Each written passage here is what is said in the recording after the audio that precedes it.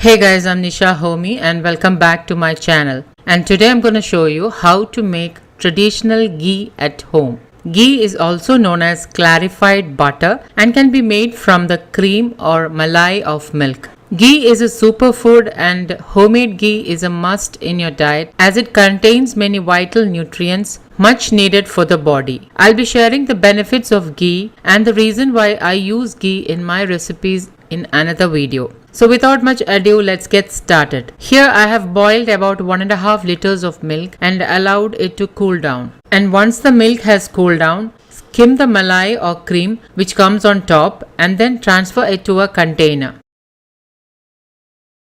And then keep the container in the freezer. Now I collect malai every day like this until the container is full. Note that you keep the container in the freezer and not in the fridge when you are collecting the cream daily. Now once the container is full, I keep it outside the freezer and allow it to come to room temperature. Now you can straight away start making ghee with this cream or malai, but to make ghee in the traditional Ayurvedic way, you need to do a small process, and so for that I have transferred the cream into a bowl and adding in some curd and allow it to set overnight. This process is highly recommended to make traditional desi ghee. The probiotics in the curd is much needed for making ghee in the traditional way. Now mix it very well and cover it with a plate and keep this overnight to set. Okay, now the malai curd is completely set and ready to make ghee. Now if you don't plan to make ghee right away, you can store the malai cream in the fridge for about 2 to 3 days.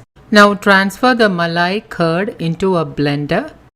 Add in some cold water and ice cubes. Note that I live in Kerala and the day temperatures roughly varies around 34 to 36 degrees Celsius. So in order to churn the cream and to help the fat to release out of the cream should be cold, and while it is being blended in the blender there will be a slight heat also, and the ice cubes will balance that heat and keep the cream cold, and thus it will help the fat, which we call as butter, to release out. Note that if you are living in a cold place, you may only need cold water. Now blend this for about 2 minutes on medium to low speed. Okay, now as you can see, the butter or fat is separated from the cream and the remaining milk is known as buttermilk, and you can make many traditional preparations with this buttermilk, and this is pure homemade makhan or butter. Now transfer the butter into another bowl and gently squeeze it. We need to get the milk residue out as much as possible. Because we allowed the malai curd to set for about 8 to 10 hours, there are some good probiotic bacteria in this homemade butter, and this is the butter you should be using in your children's diet. Now don't throw away this buttermilk, as you can make a drink with this buttermilk by adding 2 to 3 green chilies, shallots, curry leaves, ginger and garlic. Just lightly crush all this and add into the buttermilk with a dash of salt, and you can have this as a healthy, refreshing and cooling drink.